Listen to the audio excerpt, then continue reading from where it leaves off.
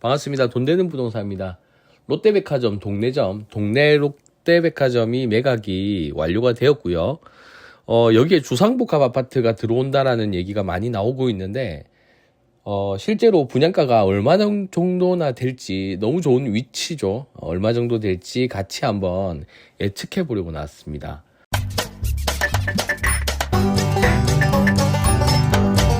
사실 오늘 이제 요거 한번 같이 보려고 나왔는데요. 자, 수익률을 한번 비교. 그러면 우리가 여기 주상복합이 들어선다라고 하면 얼마나 평당 분양가가 얼마나 사실 그게 궁금하거든요. 예, 사실 투자하시는 분들이나 아니면 또 워낙 동네를 좀 많이 아시고 있는 분들이 많기 때문에 전통적인 주거지죠. 예, 전통적인 주거지기 때문에 궁금하신 분들이 많아서 진짜 사실 이거는 뭐 신뢰성이 좀 떨어지는 자료일 수도 있어요. 근데 한번 그냥 재미삼아 계산을 한번 해봤습니다. 매입비는 3,990억 원이죠. 예, 나온 것처럼. 대지 면적은 26,299제곱미터고요. 여기에 이제 주상복합을 올린다고 하면 용적률을 1000%까지 올릴 수가 있습니다. 물론 이제 1000%까지 올리면 보통 주상복합 1000% 이빠이 올리면 어떻게 올립니까? 동간 배치를 무시하고 다닥다닥 붙이죠. 예, 주복의 특징상. 왜냐면은 39층까지가 고층 아파트고 49층까지가 고층 아파트고 50층을 넘어서면 맞네요. 헷갈리네요. 예, 그래서 일정 층수 이상 넘어가면 초고층 아파트인데 피난 대피층도 2개 층이 만들어져야 되고, 물론 소방법이라든지 구조에 관련되는 부분이 강화되다 보니까 수익률이 급감하거든요. 그래서 고층 아파트에 뭐 180m 계산해보면 49층, 50층, 아마 49층 맞을 것 같아요. 그 180m 이내로 맞추는 게 거의 좀 일반화되어 있습니다. 연면적으로 이렇게 만약에 용적률을 전부 다 100%로 맞춘다라고 하면 뭐 26만 2,990 제곱미터까지 나오고, 이게 세대 전용을 제가 이 전체 연면적의 40%로 계산을 해봤습니다. 40%로 계산을 한 건 사실 이거는 이제 어떻게 구성을 가져가느냐에 따라서, 아까 제가 이 데이터의 신뢰성에 대한 얘기를 살짝 언급한 거는 이 구성비를 어떻게 가져가느냐에 따라서 다르거든요. 이 세대 내부를 저는 40%만 봤습니다. 물론 이제 공용 면적 줄이고 주차장 줄이면은 이거를 뭐 50%, 60%까지 가져갈 수는 있겠지만, 사실 그렇게 요즘에 가져간 아파트가 많지 않기 때문에 35%에서 40% 정도 적당한 비율로 넣었고요. 계단이라든지 홀, 뭐 엘리베이터 홀이라든지 로비라든지 이런 공용 시설을 한 20% 정도로 뺐습니다. 기계 설비 시설들을 한 5% 정도 넣었고요. 지하 주차장을 한 30% 정도 넣었습니다. 지하 주차장은 요즘에 워낙 사실 뭐 1.5대1 밑으로 내려가는 좀 고급 아파트는 없기 때문에 충분히 입지적으로나 그리고 고급화적인 측면에서 30% 정도는 충분히 확보가 돼야 된다고 생각을 하고 있고요.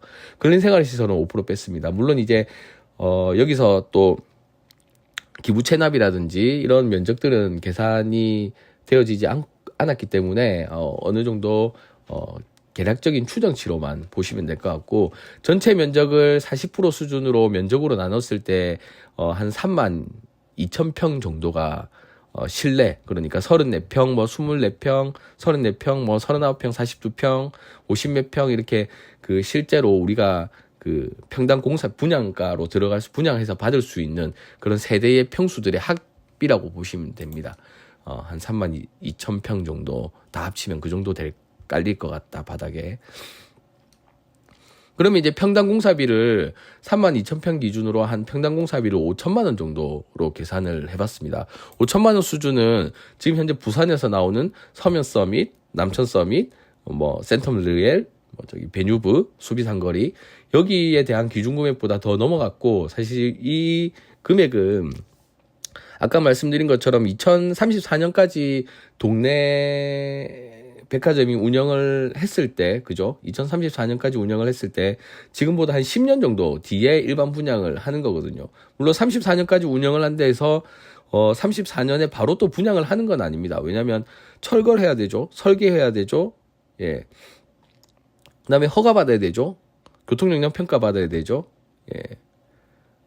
그다음에 뭐 여러 가지 단계들이 있거든요. 예.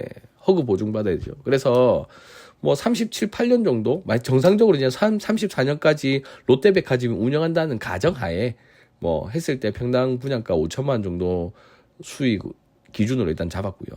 5천만 원 정도 기준으로 잡았을 때 뭐 상가라든지 아니면은 또 우리 확장비라든지 아니면 또 뭐 이런 비용들이 있기 때문에 분양 수익의 한 5% 정도, 뭐 10억에 한 5천만 원 정도는 한 5%는 잡을 수 있죠. 그래서 잡수입으로 일단 잡았습니다. 아마 상가 수입비가 되면은 요거보단 더 훨씬 넘어가겠죠. 이제 공사비는 이제 9,500, 뭐 평당 1,200만 원으로 일단 잡았습니다. 지금은 평당 1,000만 원 좀 안 될 텐데요. 평당 보통 뭐 하이엔드 기준이라도 900만 원, 800만 원 이렇게 하거든요. 그래서 물론 이제 커뮤니티가 좋아지고 약간 좀 시대적인 반영을 아까 평당 공사비처럼 지금 현재 평당 공사비 800, 900만 원 정도에서 좀 더 올린 기준입니다. 기타 비용이라고 해서 지금 현재 있는 시설들을 철거를 해야 되고, 그 다음에 설계비, 그 다음에 공사를 진행했을 때 감리비, 뭐 기타 여러 비용들이 있습니다. 그런 부대 비용에 대한 사업비를 공사비 한 10% 정도만 잡았고요. 그렇게 많은 금액은 절대 아닙니다. 그리고 금융 관련 비용은 제가 정확하게 모르겠어요. 그래서 금융 이자를 지금 계산을 어떻게 했냐면, 여기 보실래요?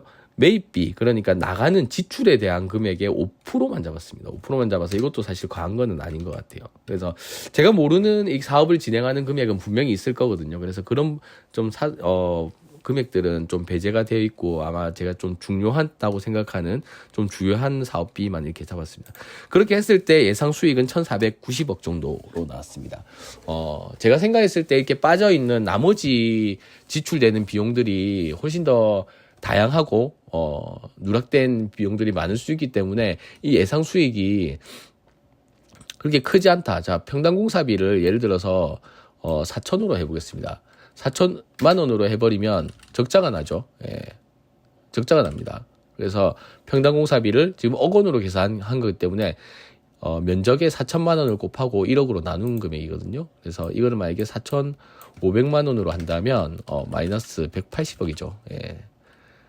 물론 이제 우리가 평당 공사비를 지금 현재 시점에 맞춰가지고 제가 나눠보겠습니다. 평당 공사비를 자 900만 원으로 나눌게요.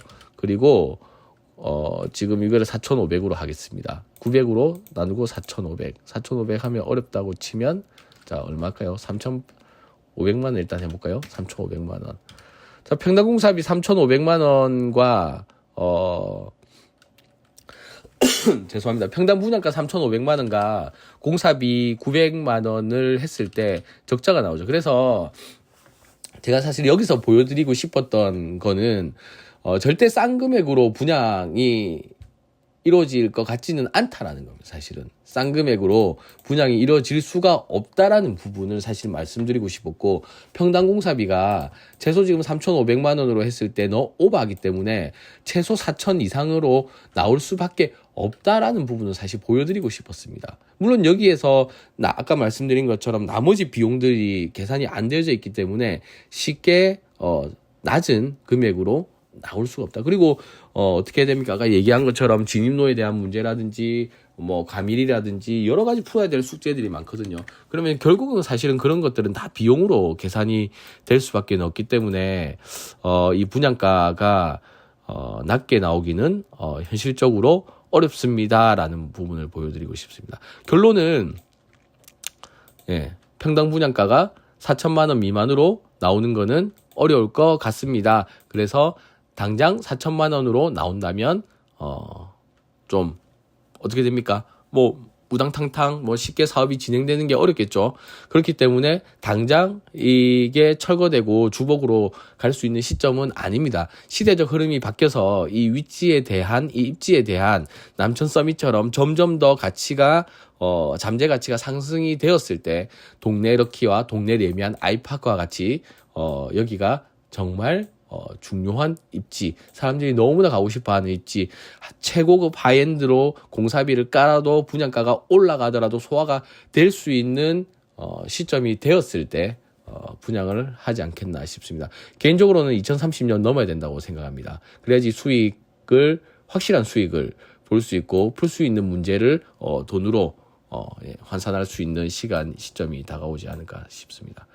자, 이상까지 그냥 제가 생각했던 내용들을 좀 숫자로 풀어서 설명을 드렸는데, 사실 요게 또 정확하지 않은 내용일 수 있습니다. 아까 말씀드린 것처럼. 하지만 물론 이제 이거를 진짜 이렇게 나올 수는 없다라는 부분은 어느 정도 좀 받아들이시면 될 것 같습니다.